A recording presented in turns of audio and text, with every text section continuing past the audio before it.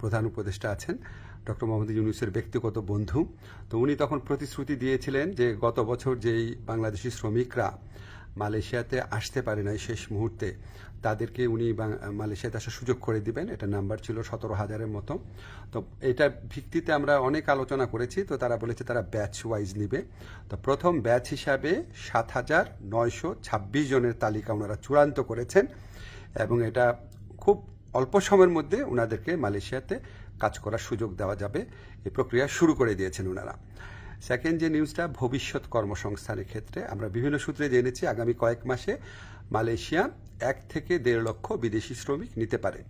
তো আমাদেরকে মালয়েশিয়ার যে ইন্টেরিয়র হিউম্যান রিসোর্স মিনিস্টার আছে উনি আশ্বস্ত করেছেন লোক দেওয়ার ক্ষেত্রে বাংলাদেশকে সর্বোচ্চ অগ্রাধিকার দেওয়া হবে। বাংলাদেশ থেকে সবচেয়ে বেশি লোক নেবেন ওনারা, এটুকু আশ্বাস আমরা পেয়েছি। তো আমরা অনুরোধ করেছিলাম বাংলাদেশে যারা রিক্রুটিং এজেন্ট আছে তাদের সবার জন্য যেন উন্মুক্ত করে দেওয়া হয়, যাতে সবাই লোক পাঠানোর সুযোগ নিতে পারে। এটা আমরা অনেক ভালোভাবে বুঝিয়ে বলেছি। তো ওনারা বলেছেন ওনারা এটা ভালোভাবে বিবেচনা করে দেখবেন।